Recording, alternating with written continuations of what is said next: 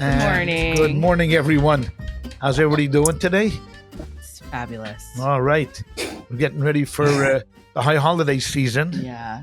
It's always an interesting time of year. This is the mode when we can't ask my father about anything else except how his preps are going for the high holidays.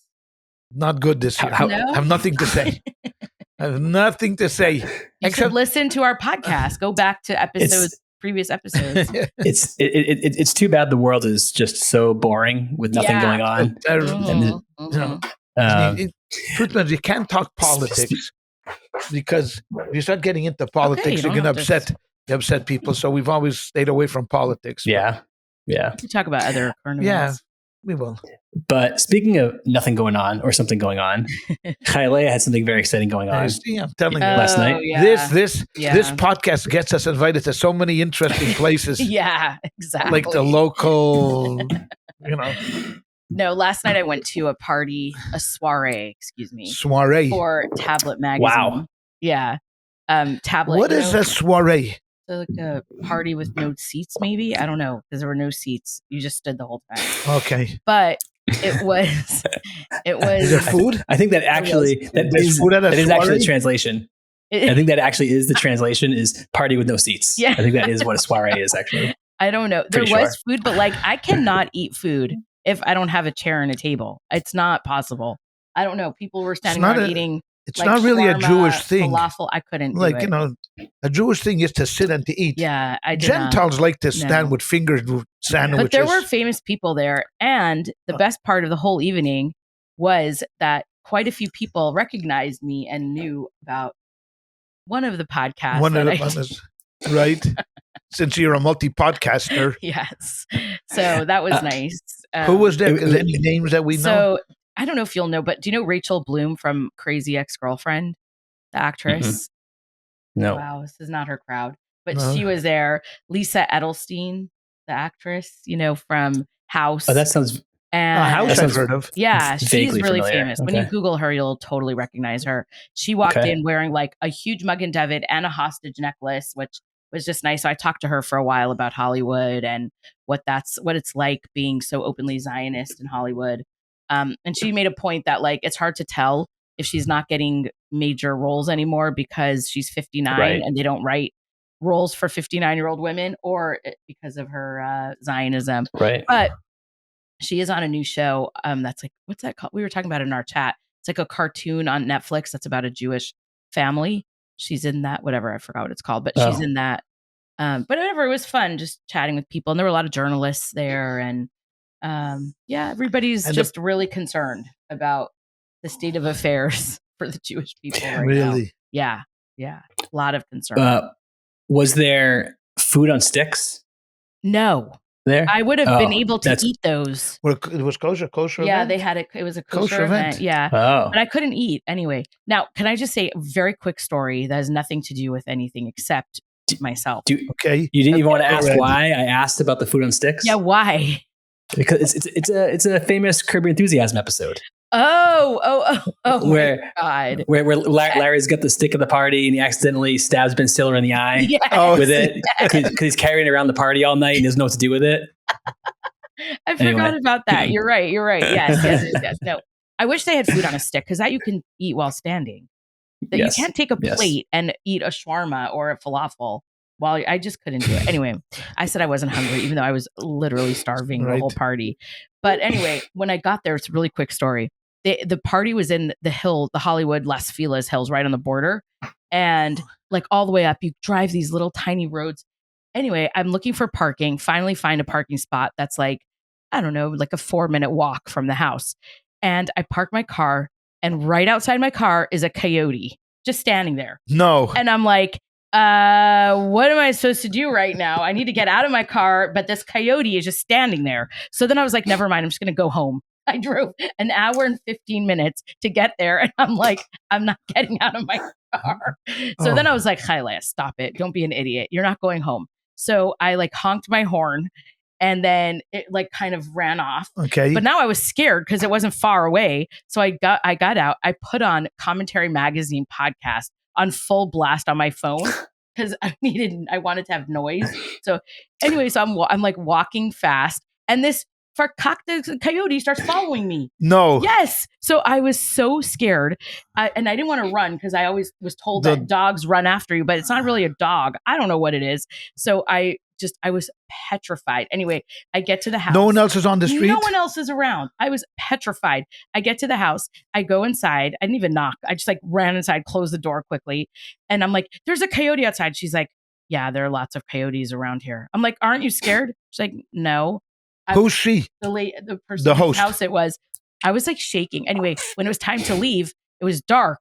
I'm like, there's no chance I'm walking to my car by myself in the dark with this coyote running around.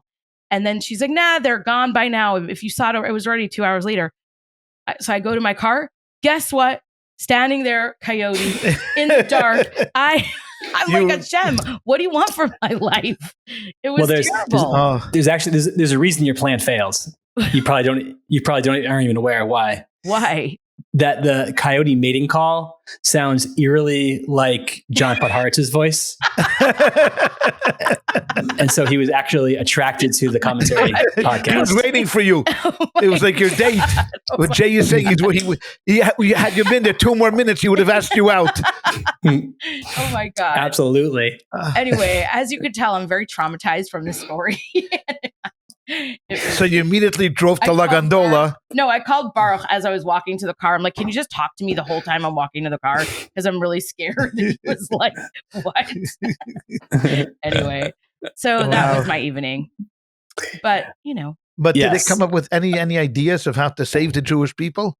So I had a really interesting conversation with one woman who started a nonprofit. She's a TV writer who just started a nonprofit organization about the future of the Jewish people and blah, blah. And we both agreed that we need spaces for young Jews, like not college students, but like 20s and 30s. Post-college. Yeah, post-college, that are not religious spaces and they're not JCCs. They're places where people can gather, like Soho Forum, or like places to come and actually like engage in deep ideas and thinking without like the heaviness of it being like a shul or whatever, to get them at least interested in being part of the Jewish community, giving them a chance to talk and explore, and then putting them on the path to joining the institutions that we already have. But there's something missing between a gateway. A gateway. Gateway. And people don't want to go to parties, right? Like I think a lot of Jewish organizations and even synagogues like offer parties for young adults, but a lot of them don't want to go to parties. They want to engage in deep thinking and ask good questions. Is there? Yes. I mean, she was young. I don't know. She seemed to think that. So she took my information. She wants to be in touch, and we'll see. Cool. I think soiree, aside from translating to not having chairs, also translates into not getting big ideas done. Yeah. Well, Jay gets the brunt of my 3-minute voice notes with all my genius ideas that are gonna, yesterday, my genius idea that we have to start private national service for 18 to 22-year-olds. I really think this is a good idea. Like not governmental. Like it has to be. We need like a new kind of institution that's not college. American? Yeah, that's not college. And it's something that an 18-year-old who is sitting in their basement, their parents could enroll them and put them to work somewhere and, do something and meet people from around the country, travel. We need to get the who would kids pay out for this? So that we could charge tuition, and we need to have scholarships.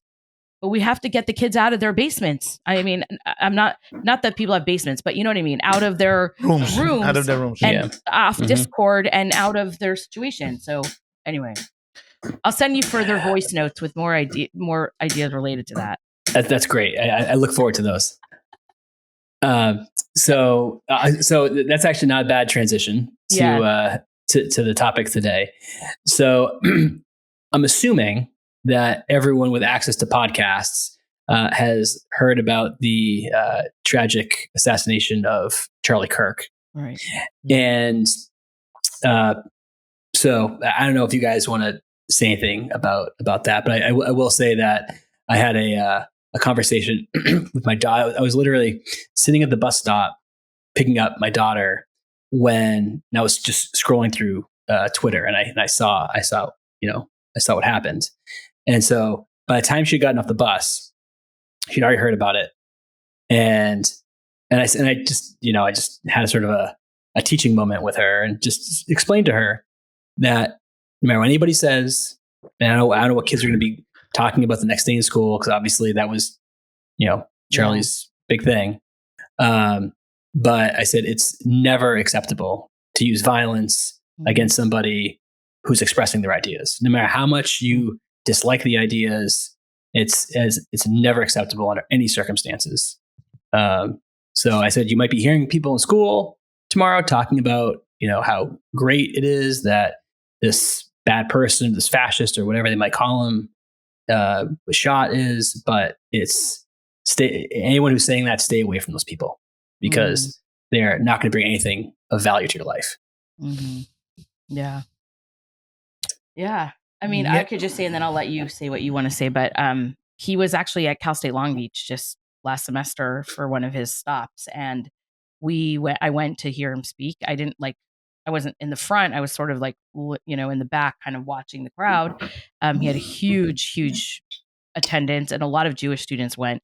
And the first question he got asked was about Israel, actually. And it was an anti-Israel student who, confronted him on it. And Charlie was very, very articulate in his answer about Israel, and very supportive. And he really explained, the crowd about why Israel is in this war, whatever. It was just really good. And I know he had a lot of views that were problematic and difficult for some people. And, he was very religious, and that made some people uncomfortable. He wasn't shy to quote scripture and mention Jesus. And he was very, very religious. And it just shows that people are very uncomfortable with religion, I think, in many ways. In the public forum. In public. I'm saying in a public forum, we're not comfortable with that. But he did something interesting. And I'm saying, like, going to college campuses and confronting it. And I hope it continues, because the students really got a lot out of it. And I hope somebody picks up the mantle. I mean, I know Ben Shapiro has said he's going to continue doing it. I hope others do. It's important to have conversation. And I know older people don't really understand how this is missing in the world that the kids are growing up in. They don't engage in the kind of conversations when it's uncomfortable, when it's people you disagree with, when you have to, deal with facts that you don't like. And he was doing a good job of going around and talking about things like that. So, I mean, look, it's just I think it's sad.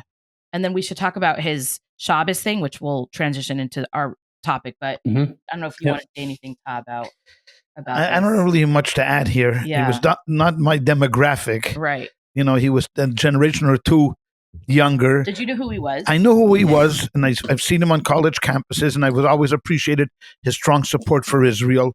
I always appreciated that. I thought that he was, brave in what he did to go out there, because college campuses are not your home base. Yeah. If you're conservative with being very religious, that's probably not, the number one place where I'd think of going to preach. But so I give him full credit for his courage, to go out there. And then just to reiterate that it's very sad that that in the United States of America, this is what it comes to, that you get shot for your beliefs or your political, opinions. That's never, ever, ever, okay. And that's all really much I have to say. I mean, it's just interesting to see how divided we are as a country, because I try to listen to both sides. And of course, on the right, he's a martyr and a Christian martyr and more. And then on the left, he was a very divisive guy. And, and they bring, of course, and of course, overall, like he's been speaking, he was 31 years old, and he must have given thousands of speeches, throughout his life. And you start nitpicking and taking little pieces of what he said. And, I saw one cartoon which was just devastating. It was, he's up in heaven, and he's met by all these children that were killed in mass shootings, and one kid asks him, "So was it worth it, Charlie?" No. And that was just, and I know that he said, this is the price you pay for the Second Amendment, and he believed that listen, we're in a country that if you believe in gun ownership, you're going to get these things happening. So and then you could interpret it 2 different ways. I mean, on one side, that's a disgusting thing, and then on the other side, it's that. So it just shows again. He was like such a lightning rod, in this country that it just shows how divided we are again. Yeah. So what we wanted to do in honor of Charlie, because like Chayleah said, he was a staunch supporter of Israel. I think also, more importantly, in my opinion, he was someone who pushed back very hard against antisemitism. Yes. And talked extensively about how antisemitism is a brain rot. And if you fall into that trap, you are excusing all sorts of bad behaviors that you have and trying to blame this infinitesimally small percentage of people in the world for all of the problems that you're causing in your own life. And so in honor of him, we wanted to talk about so obviously in the Tanakh, it's mostly about Jews and Israelites, but there are several non-Jews who are, I don't know, what's the right word? Important. They play a role. Yeah, they play a role, and I think for some of them, it's even more than they play a role. Like they're sort of blessed, right? In certain places. And so we wanted to just talk. Can I just say before I say that? Yeah. I want to specifically mention one thing about that Charlie Kirk was talking about, because this could, like, some people are going to be listening to this and be like, "Oh, he was a horrible person."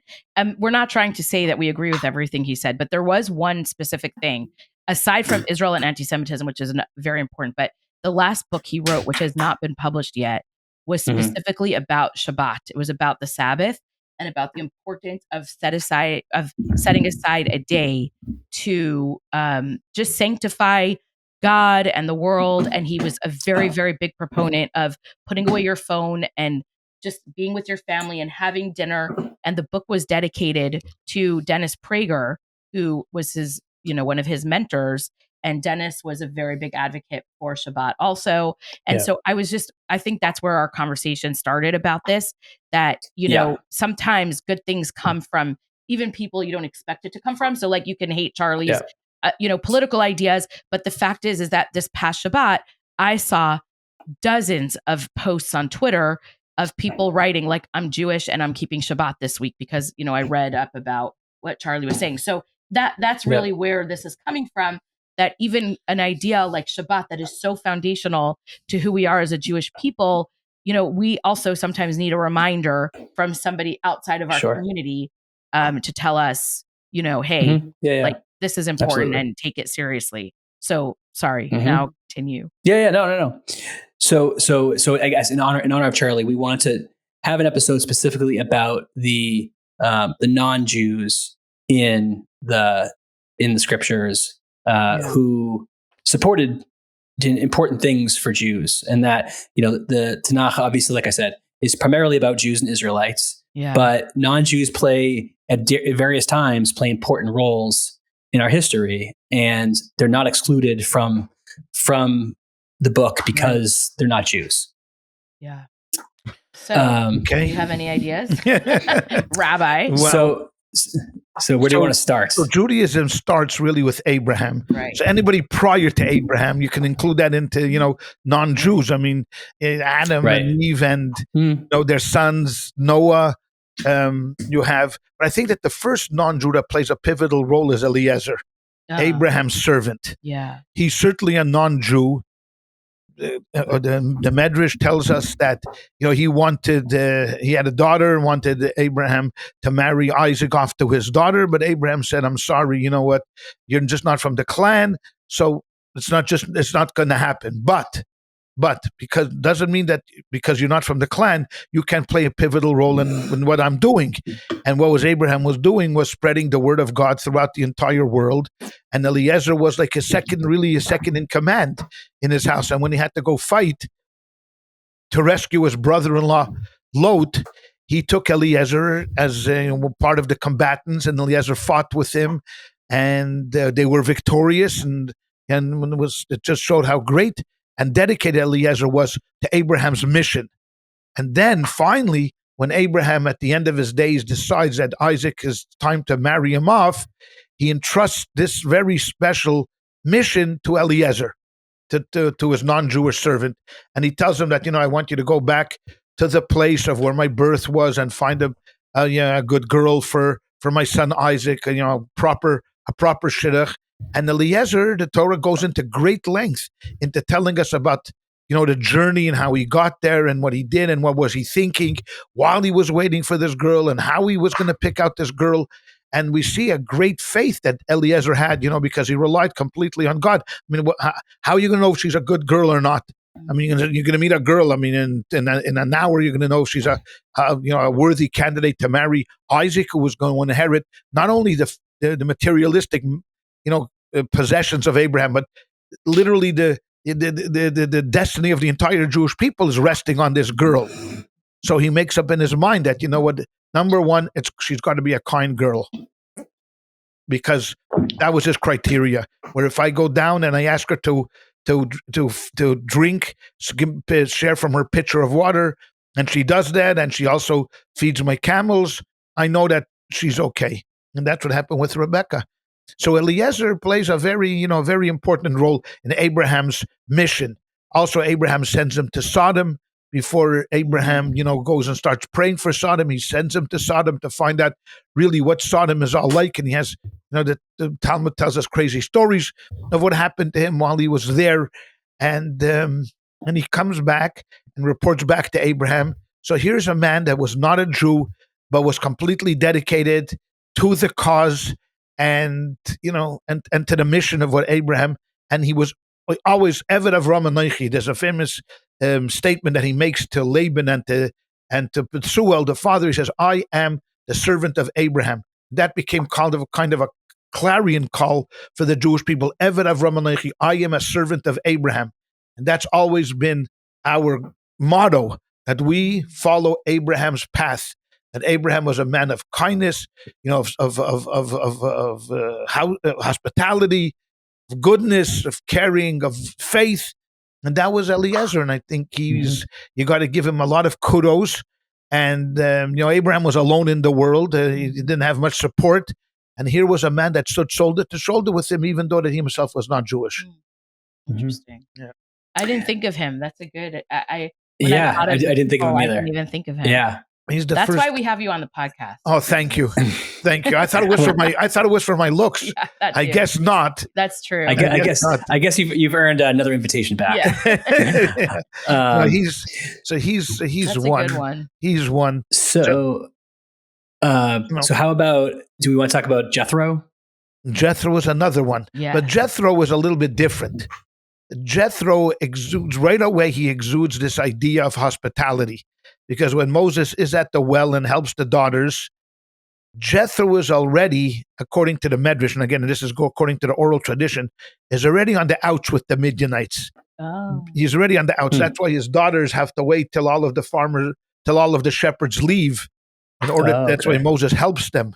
They have to wait till all and then they can get the water for their. How are people supposed to find their matches today when there are no wells? And there are wells. There are wells in the Torah. Don't you know that a bar has a name called the Well? I'm going down to the well tonight. Have you heard? Have you heard Bruce Springsteen songs? I mean, I'm going down to the well tonight. Nerds like Bruce Springsteen. He's not a nerd. Bruce Springsteen's not a nerd. He's a nerd. No, I don't think he's a nerd. Anyways, please. You don't like Bruce Springsteen? No, he loves. That's why I'm joking. You do like Bruce, right? I like Bruce. Yeah. No, so I'm just saying because you could call a bar a well, so that's where people meet. I didn't know that. That makes sense. So Jethro, tells his daughters, you left the guy there. Why are you home so early? So they said, this Egyptian man helped us. So you guys said, you left him there. What's wrong with you people? Go get him. Then they meet Moses, and then, of course, Jethro proposes an immediate shidduch with his daughter. So Jethro is a non-Jew, of course. He's a Midianite, and he's the priest of one of the priests of the Midianites. But he quickly has now this son-in-law that's Jew boy. I mean, you can't get more Jewish than this guy. I mean, even though it's interesting, they refer to him as Ish Mitzri, that he's an Egyptian, and don't refer to him as an Ish Ivri, that he's a Jewish guy, Ish Mitzri. And then, of course, once Moses is in the family, it takes on a completely different, color, because now Moses is there. Moses then leaves, but Jethro is the reason why Jethro lands in this position. Is there's a medrash that says that there were people, 3 advisors to Pharaoh when Pharaoh was wondering what to do with the Jewish people. There was Bilam, Jethro, and Eev. Oh. Now he said to them, "What I'm going to try to do is I'm going to try to destroy them." And Bilam said, "Yes, you should try to destroy them. It's a good idea to destroy them." Well, we know what happens to Bilam. Eev is quiet. He has no Job, so he has no opinion. So then follow the book of Job. And then there's Jethro, Yisro, that says to him, "You're going down the wrong path. You're never going to succeed with this." So because of this advice, God leads him down this path. And eventually, Zipporah, I didn't know that. Zipporah marries Moshe Rabbeinu, and then Moshe Rabbeinu begs him to stick around. But like a good father-in-law, and as Jay was mentioning before about Gentiles who have an impact, the judicial system that we have today in Judaism is directly connected to Jethro, where he saw that Moses was just overwhelmed. I mean, one man was trying to adjudicate for thousands of people, and he said to him, "You're going to wear out, and this is going to be, you're going to fail. What I want you to do is I want you to go and seek good people and establish a normal justice system where there's judges for 1,000, judges for 100, judges for 10. And therefore, anything that's overwhelmingly difficult that no one knows how to really adjudicate, they could come to you, of course, absolutely. But you're never going to be able to do this yourself." And Moses does that. Mm-hmm. And that's why one of the reasons why he's called Yisro is from the word yeser, adds. We add a whole portion of the Torah because of him. Right. A very important portion. The 10 Commandments are in the portion named after Jethro. So he gets, he gets that. I was gonna ask that actually, because like Haile said, that parsha is called Yitro. Right. How this is a little bit off topic, but I guess relevant. How were the parshas? When were the parshas created, and how were they named? Okay, that's a very good question. The parshas, the original Torah was written in a different kind of a font that we have today. It was Ashuris, Assyrian font. It's much shorter, much longer than what we have today. We have Ashuris, I'm sorry. We have Ashuris. Okay, our font is a little different. The Torah was written with what we call dividing portions. So Moses wrote a section, stopped, there's a divide, stopped, there's a divide, stopped. It was all one long narrative. There's no Bereshis, Noach, Lech Lecha. That was done much later. In the time of the Anshe Knesset Agdola, the time of the men of the Great Assembly, broke it down into portions and into sections and into all of that. And the names must have come much later. I'm not exactly sure when we started to call these portions, but I'm sure Talmudic times or post-Talmudic times, that's when the names started to click, and to stick to the Torah. And the Rebbe was always a big proponent of that. The name of the portion holds within itself the theme of the portion, even though you may not see it sometimes. Like Chayei Sarah, the life of Sarah deals with the death of Sarah and then the marriage of Isaac. But the Rebbe always has a way to connect everything together. Right. So that's how. But in Moses' times, there was no such thing as a separation. Between. There were separations of sections, like, some sections have longer separations, some sections have smaller separations, but the separations, they said, why were there separations? So Moses can concentrate. So when God wrote him, he said, "Do you understand this section?" "Yes." "Okay, let's go on to the next section." And then, next section and so on and so forth. Gotcha. Yeah. Okay. So, a little bit before Gentiles, the other Gentiles in the 5 books, at least, we're not getting into in Joshua, but at least in the 5 books, most of the Gentiles that we encounter outside of the Jewish people, when you're talking about Pharaoh, not a good guy, right. Bilam, not a good guy, Balak, not a good guy. So we're only talking about the good ones here. Yeah. We're just going to stick with this is so we didn't go in chronological order, but this is a funny one though, because Haile and I I was just asking her this recently about Pharaoh's daughter. Yeah. Oh yeah. Yeah. Batya. And for sure. So that was actually what I was asking Kailea, because I never realized she had a name. Yes. Gave her a name. Is she? Sorry, I said we gave her a name. Like in Judaism, she has a name. I'm not sure if you went back to her birth certificate, that's the name. Like it could have been something like Nefertiti or something. Yeah. But we like to call her Batya. But she's not named in Exodus, though, is she? No, in the book? No. Okay. So it's from the Medrash. Of course. Okay. Of course. Wait, is it mentioned in the Torah that her arms stretched out many feet? Yes. Oh, okay. Not many feet. It's just that she stretches out her arms. The Medrash says many feet. But no, she's a good one because she has a major impact. I mean, she saves his life. Now you could say, okay, you know what? If it wouldn't have been her, it would have been someone else. Right. Yeah, you could always say that, but it was her. Maybe and not. God sent this merit through her. Right. And you can't deny that.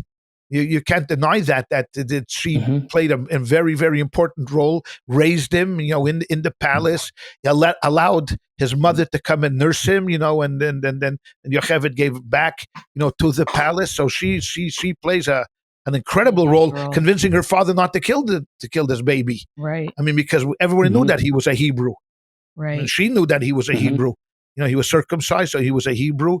And so there's another heroine that played a very important part, in the Torah. Now, there are two. Once we're talking about the daughter of Pharaoh, there are two other women in that section called Shifra and Puah. Right. Now, we know the story that Pharaoh, instructed everyone to murder their Jewish boys because he was afraid of the savior. Someone's going to come and save the Jewish people. We all know that story. We also know that he told the two midwives to kill them, and they didn't kill the boys, and God blessed them.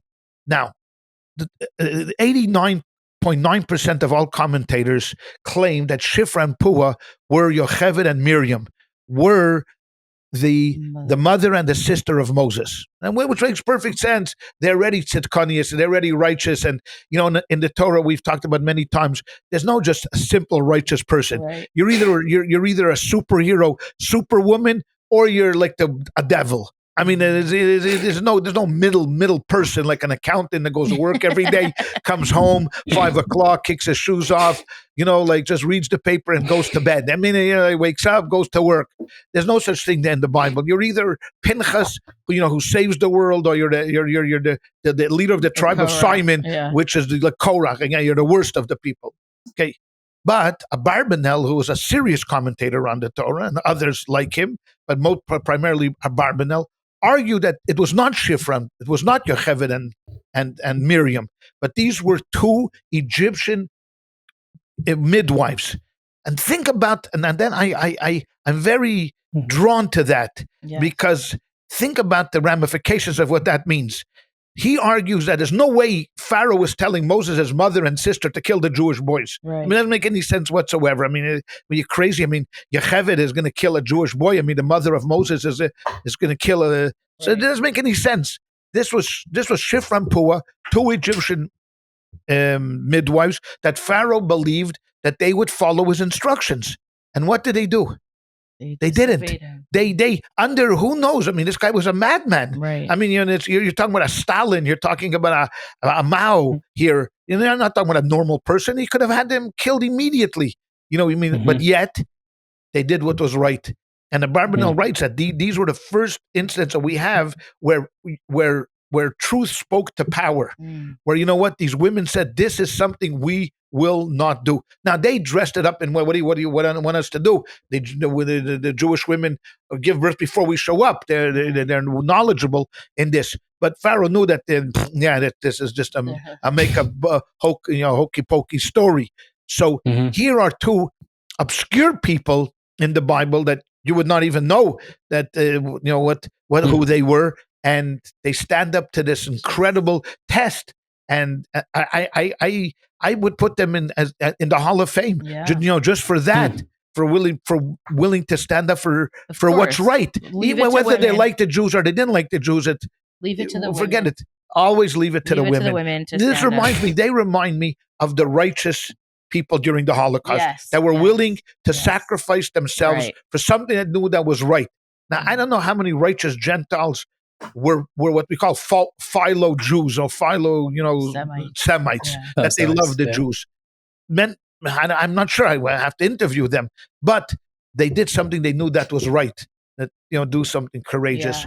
So here you have another example of two Gentile women doing something courageous in the Bible. Do you think most people tell themselves that if they were in that situation, they would save someone or they would do the right thing? No. Or you don't think people even tell themselves? I think they do. No. You don't think so? No. I think people will say it, but they know it's not true. Oh, really? They know it's not true. They will say it because to make themselves feel good. I mean, how could I would not save another person's life. Right. Yeah, but it could come down to it. Am I willing to jeopardize my children's lives for somebody else? Most people would not. Right. Well, I don't have to go far. I mean, just look what happened. Yeah. You had a few people, but most people say to themselves they would, but they won't. There's a college professor who teaches Civil War who's talked about this, and he talks at some point during the class. He asked the class, because there were some Southerners who spoke out against slavery, very, very few. Sure. And he says, everyone who thinks they would have been one of those people, raise your hands. And every time, 99% of the hands go up. Right.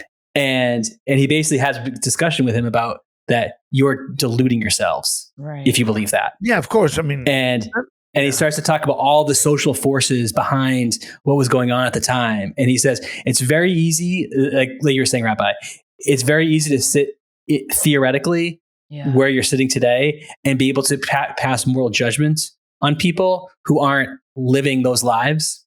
But the reality is that the 99.9999% of all people who've ever existed go along to get along and don't try to buck the trend. We don't have to go very far. Once we're going down this path, we had in the 1960s, down in the South, there was basically segregation, which is immoral, right? I mean, white bathrooms, black bathrooms, white drinking fountains, black drinking fountains. How many people actually took it upon themselves to go down and do something? Right. Now, if you come to New York and you say, "Hey, how many people would like to go down and rectify the situation in the South to make sure that there's equality?" 99.99% of the people would say, "Me." How many people actually got on a bus, in a car, to drive down there to register black voters, to protest with Martin Luther King, to go down there to raise money to bail out these black leaders that were being jailed? Few. Very so we don't have to go back thousands of years to Egypt or to the Holocaust or anything. We just see that most Northerners were quite happy in the North living with segregation in the South in the 40s and the 50s. The GIs came home. They bought homes in all of the suburbs in New York, Levittown and all these places. And who cared about what was going on in Jackson, Mississippi? No one cared. No one cared. It's kind of depressing. I mean, no, it's not. It's not depressing. It brings out a reality. It brings out a reality that if we don't help ourselves, don't expect anybody else to come to your aid. If you don't show that you are willing to stand up for yourselves, no one is going to come to your aid. So the equation leads you to Iman Nili Mili. If I'm not for myself, who am I? Will snatch me money. Only for myself, I'm no good. But the first part is, if I'm not for myself, no one is going to come to my aid. Right. And when we as Jews learned this the hard. We just saw this in action on a viral story of this murder on a train in Charlotte, North Carolina, where a young girl was stabbed in the neck and she died on the train. And you see in the video how people just sat there and did not help her and did not try to intervene and didn't get up and didn't make a thing.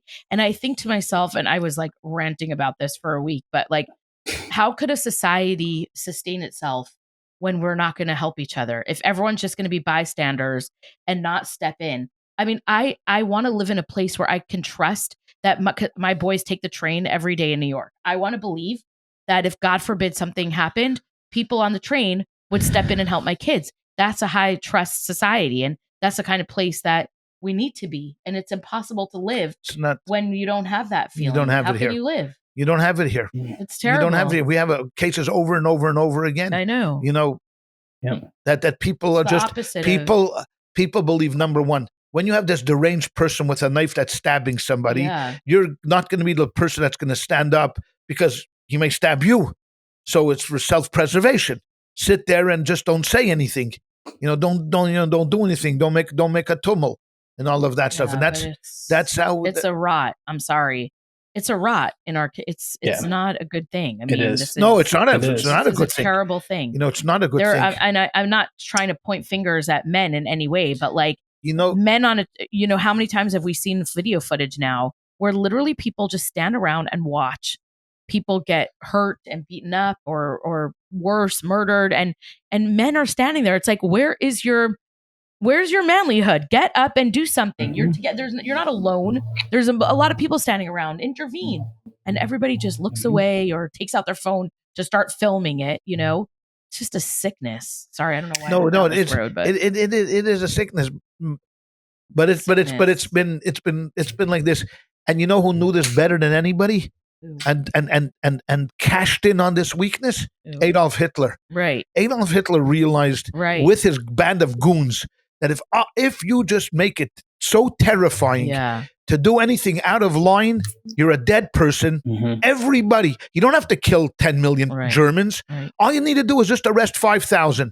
That's all you need to do is arrest 5,000 Germans, send them to Dachau, and just put out the word that if you end up in Dachau, there's a 92.7% chance that you're not coming home. That's all you need.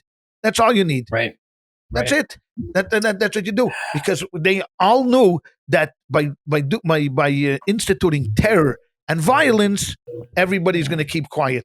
Everybody will just fall into place and do nothing. So even if the Germans, by large, didn't agree with all Nazi policies, very, very, very, very few Germans were willing to stand up and say something against the regime.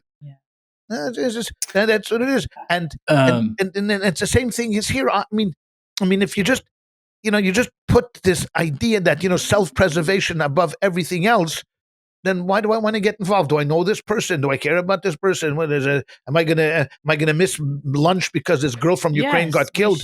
We should, but we don't. We don't. So on the topic of self-preservation and someone willing to risk their self-preservation to help the Jews is someone we actually talked about relatively recently is Rahab from the book of Joshua. Yes, totally. You want to talk about her? Yeah, she was not only a hero. She ends up, I believe she ends up marrying Joshua or one of the big guns, over there. Now, she was an interesting woman. She was, a businesswoman that had a business very close to the wall of Jericho. Whatever her business was, people were coming in and out. She was a prostitute. No, she was a zona. Zona could mean a number of different things. Okay. Could have been an innkeeper. Could have been, and then whatever it was. Well, Joshua sends 2 spies to check out the situation in Jericho. They come to the house, and she tells them, "Believe me, everybody is scared to death of you guys. You have nothing to worry about taking this city. We are already defeated." And they say to her, "Okay, you know what? Thanks for the news, because we're going to go back to Joshua. Now, this is what you're going to do. If you want to live, because we're going to come into the city and probably, start slaying and, whatever a conquering army does to the city. If you want to live, this is what you do. When we come in, you get your family, stay inside, and just draw this red string from your window. Allow it, and we're going to see the red string. Everyone's going to know that this is the house of Rahab. You're gonna, and we'll leave you alone. We'll save you. If you don't, or if you leave the house, blood's on your head." And she agrees, and she hides them. And then the men of Jericho come and say, "Hey, we saw the strangers here. What happened to them?" She says, "I don't know. They left. Chased them." And of course, they can't find them. She hides them in her in her attic. And then, of course, they go home, and they come back and they save her, and she becomes a big heroine. Here again is a story of someone that's willing, but the only thing is that she had a vested interest here. Right. I mean, this was not the same as Shifra and Puah, right? That had no dog in the fight, if you believe that they were Egyptian. Here, she had a vested interest. She knew that we're going to come in, and she wanted to save herself. So I would give her 2 points off. I'm not saying she didn't do something. 8 out of 10. Yes, I'd give her an 8 out of 10. Great woman. A great woman did something extraordinary, hid these people, knowing that it could cost her, her life or whatever. Yes, but to be honest, she had a dog in this fight. She wanted her family to live. So, so it's great. She's great. I will a little asterisk. I will argue in support of her, because she's in this fortified city, right, with these giant walls surrounding it. And these two random guys come in and say, "We're going to come conquer your city." And now, of course, they didn't say, "We're going to march around the city with shofars and blow the shofars and the walls are going to fall down." No, they didn't mention that. But so she has a choice, right? She could just look at these guys and say, "Yeah, okay, you and what army are going to take over the city with these giant fortified walls?" Or she could say, "Okay, I believe them and support their cause." So she could have just as easily said, "You guys are joking. You have no prayer of coming in 9 out of 10. Destroying the city." No, but the only thing is that the city already had heard of Moses. Oh, they did? Yes, the city had already heard of Moses and Og and Sichon, because they had paid tribute to these two kings as kind of gatekeepers, not to allow invading armies to cross the Jordan. So all of the municipalities on the western side of the Jordan River were paying these guys tribute.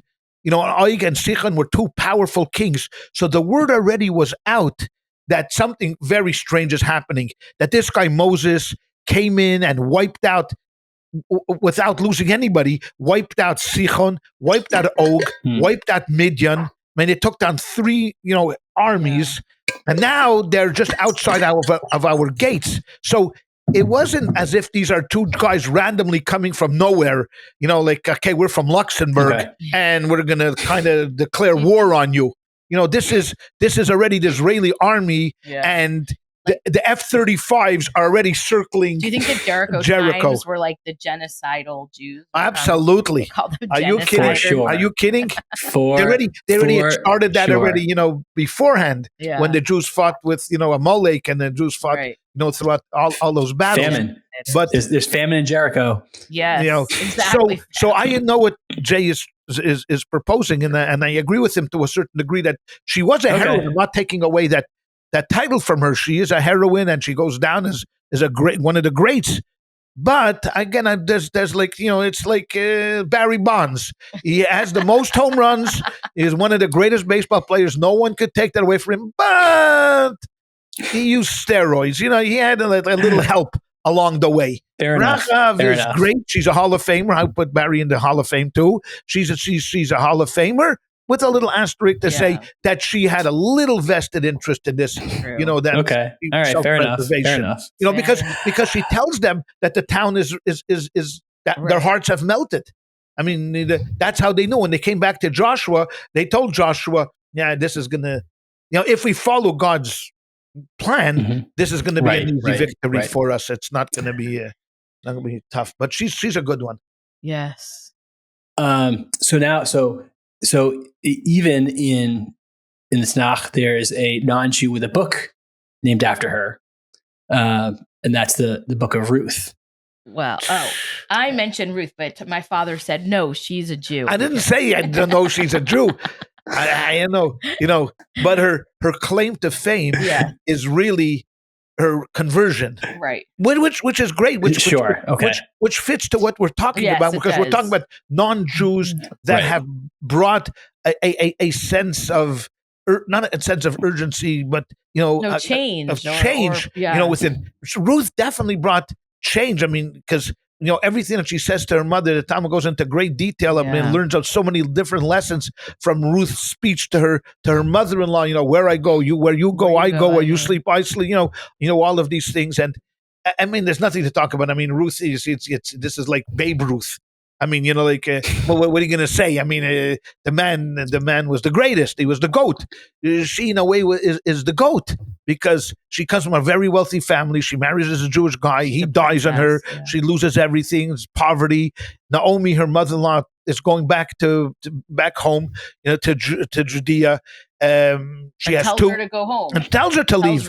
Says, I have nothing. I have absolutely nothing. You understand? I have absolutely nothing for you to come back to. I mean, if I had real estate, if it's one thing, if my husband had owned a few apartment buildings in, in Judea, it's one thing, come back, with money. But here, I have zero. I'm poor. I have my husband is dead. So, which means that, my entire, my sons are dead. No yichis, no family. Yeah. And Ruth goes, no, this is, I'm in with you. I mean, you know what? I've made a commitment. I'm sticking to the commitment, and this is what it's going to be. So I mean, so Ruth, of course, goes down as you're of a different. She's already in a different league, going down because she so loves Yiddishkeit and so loves Naomi and so loves the Jewish people that she's willing, literally, to give everything up, to join them. And then the proof is in the pudding because a few generations later, King David comes from her. So that's, so Ruth is your quintessential convert. I mean, someone that gives everything up for the love of the Jewish people and for nothing. It's not like she married them going back to Israel for wealth or for honor or whatever it is. Because she loved Judaism and she loved God and loved Naomi. And there was one more I wanted to talk about because I think it has some relevance to modern day or current events, and that's Cyrus the Great, who appears in Isaiah. Yes, I believe he appears in Isaiah and appears in Ezra. And Ezra, a number of times he appears. Right. So what's his importance? So his importance, number one, is he takes down, of course, the Babylonian Empire, and he establishes the Persian Empire. He allows the Jews to go back, which is something that was unheard of. I mean, to go back, to Israel, and and to build the temple, go back, and go at it, go at it. The Jews come back. They find it completely different. Jerusalem is now completely different. I mean, there's people living over there, and they don't want the Jews back. They're not interested in to come back. So they petition Cyrus, and Cyrus actually stops the building. I mean, he's like the British. Yeah. Okay, you know what? It's only going to be later on. Darius re-encourages them, but Cyrus will go down sort of heroic because he allowed this idea of re-immigration, to go back, to Israel, go build your temple. You know what? That this is where you belong. This is your country. This is your land. But because of nefarious situations over there, and if you read it in the books, they stopped the project because it was just too controversial to go to. He didn't see it through. Darius then later saw it through, and they rededicated the temple and so on and so forth. But overall, you'd have to say that the Persian Empire, although that we had the story of Haman and Ahasuerus, in it was generally favorable, to the Jewish people, allowed them to go back, even gave money. I mean, Darius supported them, gave them money and all of that stuff. Although they always believed that the Jews in Judea would be loyal to them. I mean, they never thought that the Jews would reestablish their own, their own kind of commonwealth, and they would be, the Jews living in Judea, but realizing that the power still was, in Persia. And and of course there was difference of opinions among the Jews of how they to deal with it. Most said, why not? Who cares? I mean, if he thinks he's going to be the ruler of Judea and he gives us the money to build a temple and we can do that, why not? I mean, isn't that half loaf better than nothing? Yes, but then of course there were others that said, no, the only true ruler we have is God. But that was politics over there, in those days. But ultimately, Cyrus / Darius, were the ones that got the Jewish people to rebuild, to go back. Although that, if you read the story, not many went back. 40,000 went back, and many of the Levites did not want to go back. And this is an age-old story that when you go somewhere and you start to establish yourself and you integrate into society, that's why the Zionists Look at us. The early Zionists in the 19th century believed wholeheartedly that if you can get a piece of land anywhere in the world, Israel, good. If you get anywhere, Jews will flock there.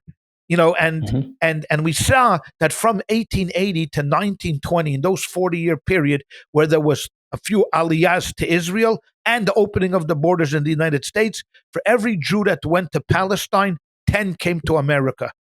So 200,000 went to Palestine, 2 million came to the United States of America. Why? Because America was the golden Medina. America was the land of gold and silver. And you didn't have to work here. All you had to do was bring a shovel and a pail. Walk down Delancey Street. It was paved in gold. You just shoveled that pail, the gold into the pail, and that's all you had to do. I still think that's how money works. That is how money works. The one who has the gold, the one the gold. So that's an age-old story, but Cyrus and Darius play a critical part. Well, we even talked about what percentage of the Jews left Egypt during the Exodus? Not many. It was just interesting. Even prior to that, the Torah kind of gives us a little bit of a insight, although it doesn't state it explicitly. Jacob's journey down to Egypt was not to live there. Jacob's journey down to Egypt was temporary. Right. The famine was going to end. He was going to pick up his family and go back to Israel. He didn't. He didn't. We can have a whole episode just on that. Yeah. What happened over there? But what happened once Jacob passed away? Joseph was still the ruler. The Jews, it tells us, the Jews multiplied. They multiplied. They bought land. They were living in the most fertile part of the land. And that was it. Game over. Joseph died. Right. Do the Jews go back to Canaan? No, they stay in Egypt. Why? That's the way it works. You come here. The toughest thing that Mashiach is going to have to do is going to have to convince the guy in Malibu who lives in a 27,000 square foot mansion, him and his wife, 2 people, to move to Akko and live in a 400-meter apartment next to some family from who knows where that's still going to do their laundry outside. Okay, because I haven't heard of indoor laundry. So this building, it's not going to be capitalist when we get to. Oh yeah, it's going to be capitalist. Yeah, very capitalistic. No, it'll be capitalistic because the people with the most capital, that means who died for Judaism, will get the nicest apartments. Oh. Your money's not going to be worth much. So how are we going to convince? Forget about the guy in Malibu. How are we going to convince the people in Borough Park to go there? You live in Borough Park and you own 7 buildings in Manhattan. What are you giving up your buildings in Manhattan? So. This is an age-old story of the Zionists have tried. We beg, we plead. We have our own country. We should be living in Israel. What are we doing over here? Israel is, especially for religious Jews. It's so much easier, so much warmer, so much, Sukkot is Sukkot, Rosh Hashanah is coming. The streets are going to feel like Rosh Hashanah. Yeah. Yom Kippur, the city, the country is dead. Yeah. It's over. But we live here in California and the sun is shining and... the market is going up, and we're living here, and have a good day to our Zionist brothers and sisters. And you have Southern California Jews that need your help. So, exactly. Exactly. What would they do if you made a left? No, we'll send our best wishes to you, and we'll support you, and we even send money, and we'll come visit once every 2-3 years, and you will buy your chalava in the shuk for exorbitant rip-off prices, and we'll buy it there, and we'll do everything, but come live there. No, only a few brave ones. Nefesh b'nefesh. We have a question about that I really want to get to. Or can we move on to the next topic? For like yes. Okay. Yes. So all right. So we'll make a hard turn. So I just want to say, I love this, by the way. I like this topic. Yeah, it's a good topic. And I just started to get me. We talk about Ruth and all these. One day we got to talk about the underdogs in the Bible. Yes. Oh, that's. We always talk about the super alpha males and females. For sure. Like, Moses, Abraham. There's a lot of underdogs that also play an important part that you never think about. Wow. Look at what this guy did. All of a sudden, no one expected this guy to do this, and all of a sudden, he did. That's a good idea. So that part was in honor of Charlie Kirk, and I hope Hashem takes care of his wife and his two children. Yes. No, I mean, of course. Yes. So now we're going to make a very extraordinarily hard right turn to another topic, and so we talked about a righteous Gentile. And now we're going to talk about traitorous Jews. And this came up in, I don't know if you saw it, Rabbi, the Emmy Awards that from a couple nights ago. No, I didn't want an actress, Hannah Einbinder. Is that her name? Yeah.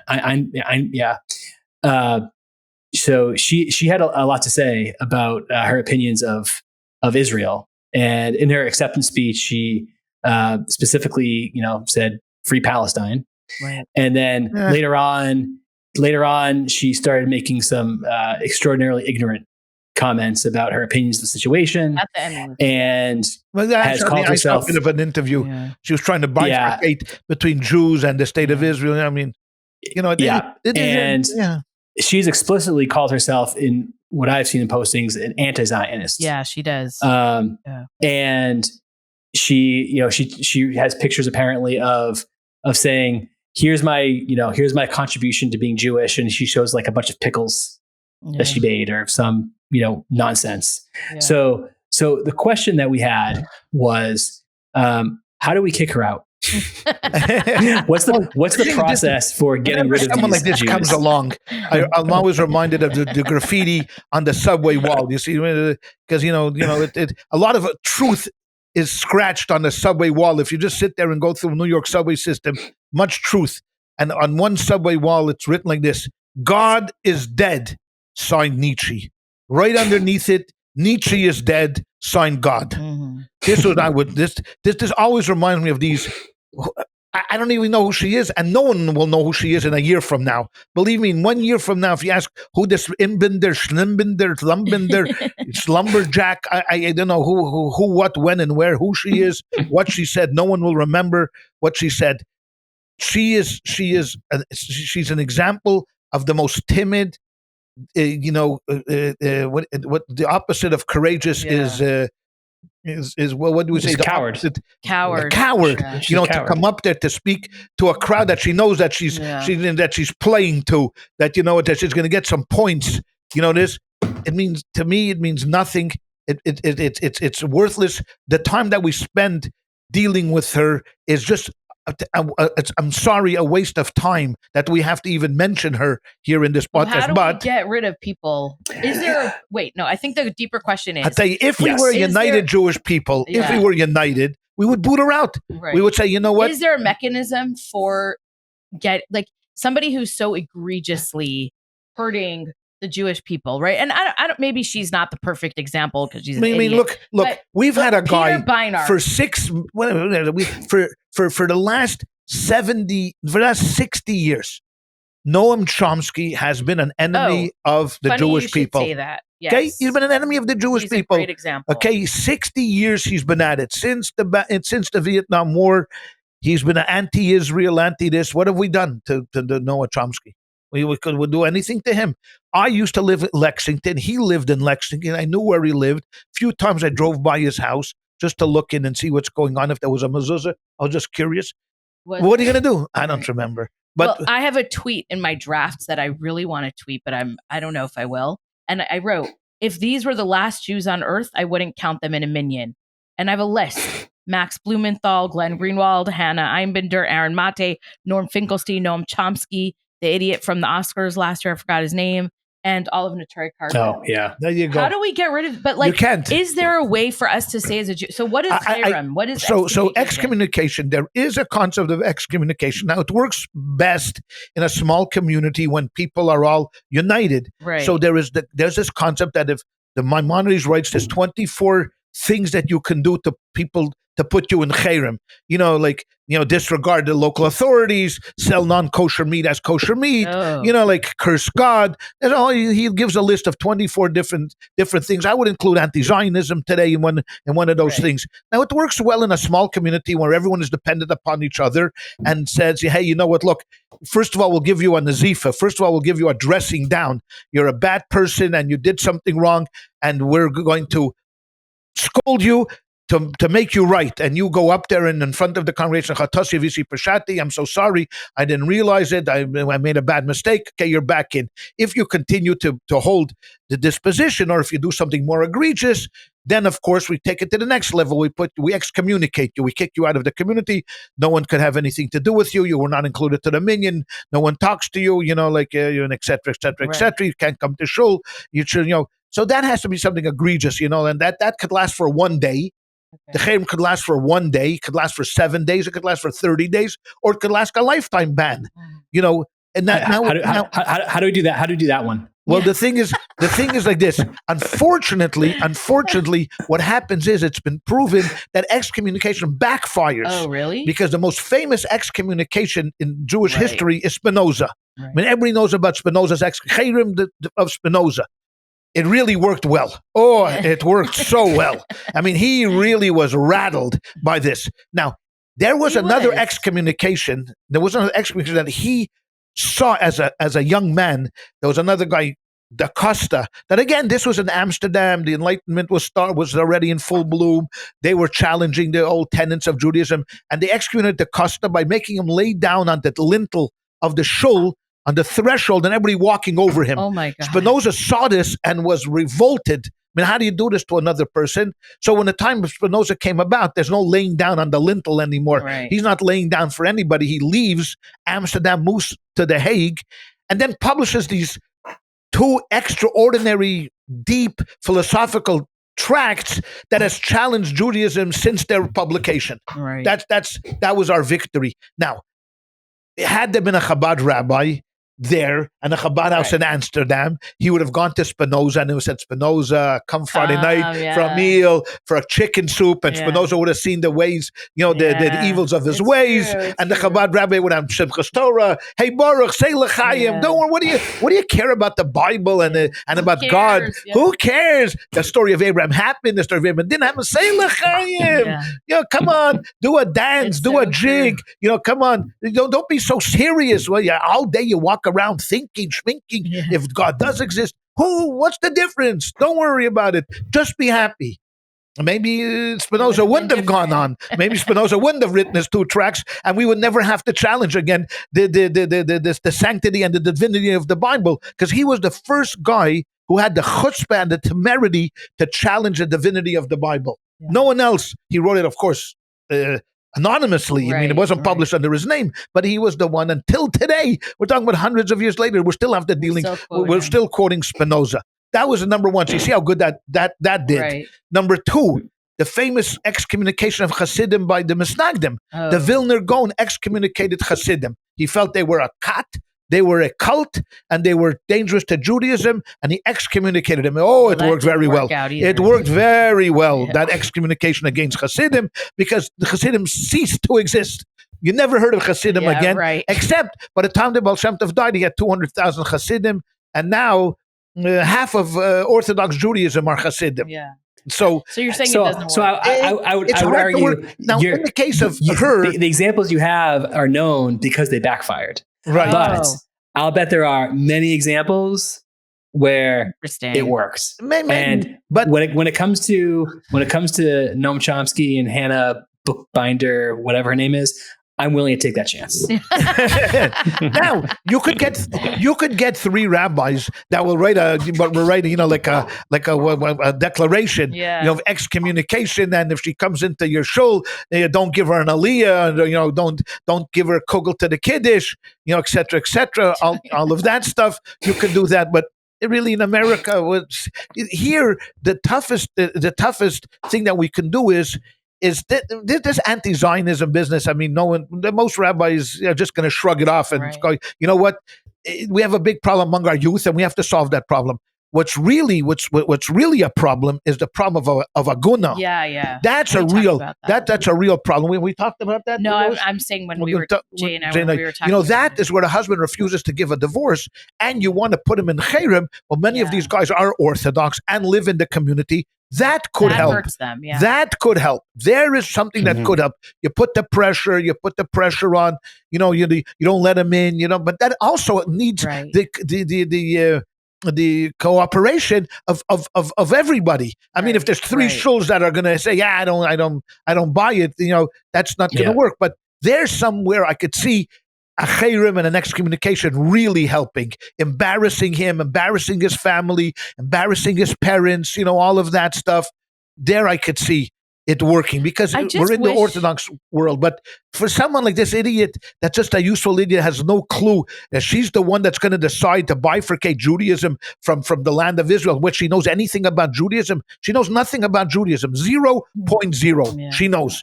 She's qualified to talk about Judaism as if she's qualified to talk about Hinduism. Right. That's the thing is. So I give no credence to what she says. You know what? And I feel bad for her because she's a misinformed idiot.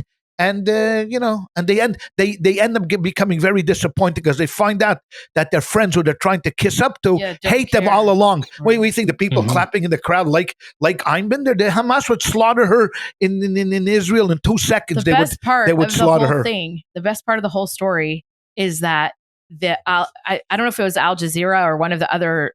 Oh my God! Yeah, which I forget which. It was. I think it was Al Quds. Al Quds or whatever. One of the other Arab newspapers wrote a whole praising thing about her, and they blurred out her whole upper body because she was wearing an immodest dress. So it's all blurred out. So these people who are praising you, who you are literally throwing your own people under the bus for. They also hate you with a passion. Hate you and treat you like a piece of garbage. Like it's right. But anyway, I'm going to be in charge of this. I want to be elected as the person who can give out cherem. That's going to be my. I will vote for you. To say nothing of the fact that she's also gay, and so let's see how she's how much she likes them.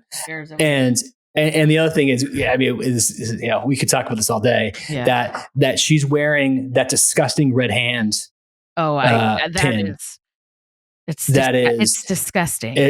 Either you're too stupid to know what you're doing, evil, or you're just too ignorant. Yeah. Ask her, what does the red hand represent? What is a red hand? Evil. Jay has no clue what the red hand is.